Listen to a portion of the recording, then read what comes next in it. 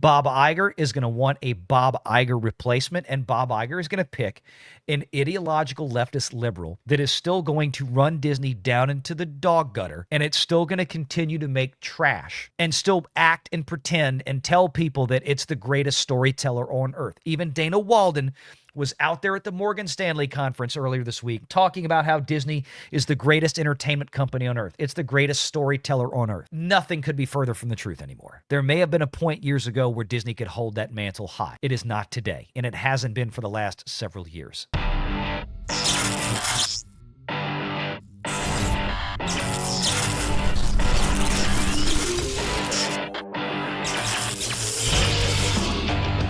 Renegade Online. Dana Walden, we talked about her earlier, the next potential heir apparent, or at one point was the heir apparent for Bob Iger, might still be.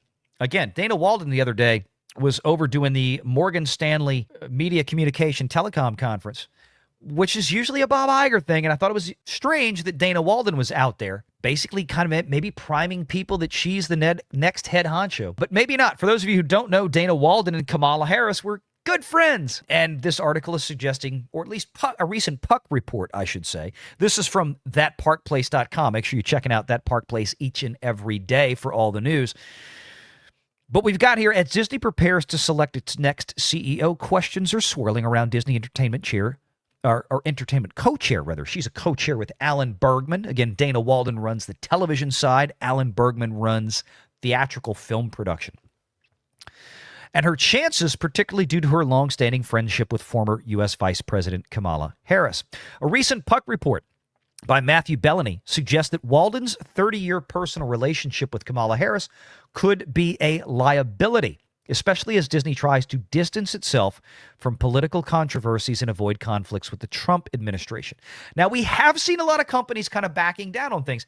Even Disney has made some outward maneuvers, some suggestions that they're going to de-wokeify or whatever. Now, we've cautioned people, don't believe this. They're going to hide it. They're going to find another clever name for it, but maybe there is some merit to some degree of what some of that may portend. We just don't know yet. It's too early in the game, but I'm not holding my breath for suddenly Disney to become the Disney it was 30 years ago, or even 20 years ago for that matter.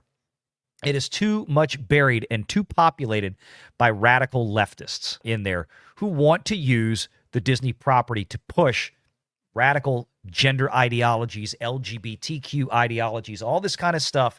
Remember how mad the employees at Pixar got when they said, no, we're taking the gay kiss out of Lightyear. They got really, really mad, and then they got the relationship back in.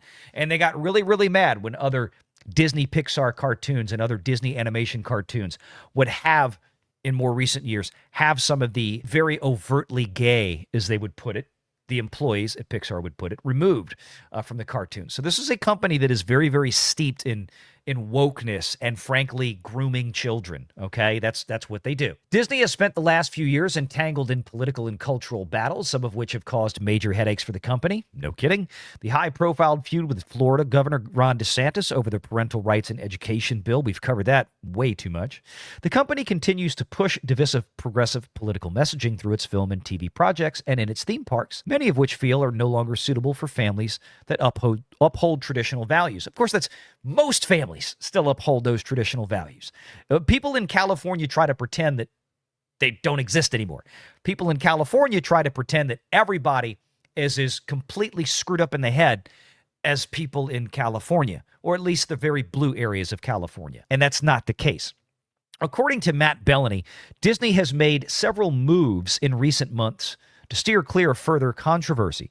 These include settling a lawsuit with Donald Trump for roughly $15 million, rolling back corporate DEI commitments, and scaling down its Snow White live-action remake promotion, reportedly to avoid more controversy surrounding lead actress Rachel Zegler's past comments. Of course, we covered that earlier in the show today. Matt Bellany goes as far as to call the $15 million settlement a, quote, presidential bribe, a characterization that is both dramatic and misleading. The reality is that Disney settled the dispute with Trump over an ABC News lawsuit a common practice in corporate America to avoid prolonged litigation. With Trump now back in the White House, Disney's board is reportedly weighing how much the risk comes with appointing Dana Walden, given her relationship with Kamala Harris.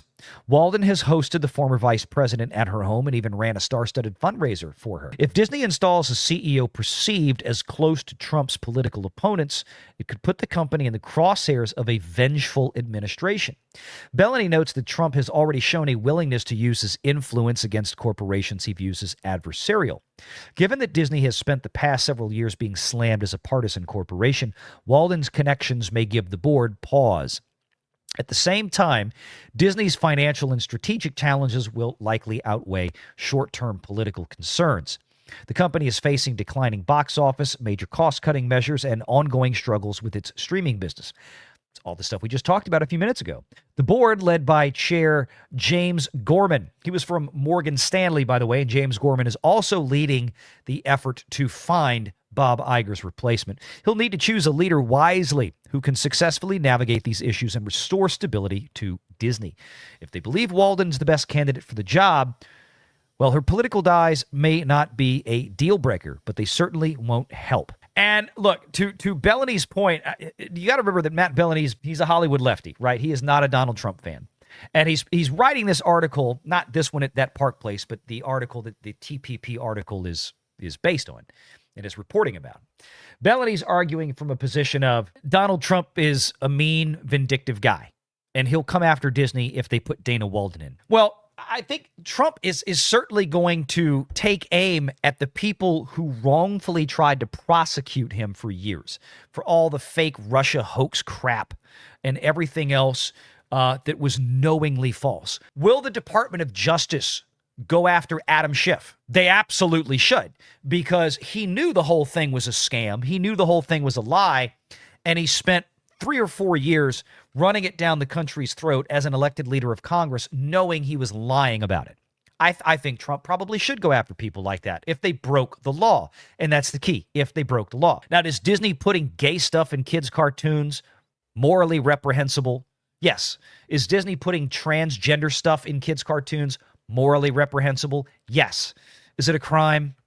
No. I don't know if he did anything to warrant a crime. I don't know if Trump is going to vindictively go after Disney. The problem is, what's your definition of vindictive? If Disney was receiving money somehow through a back channel of the U.S. aid program and that funding has been cut, and Disney's not going to get that $20 million anymore.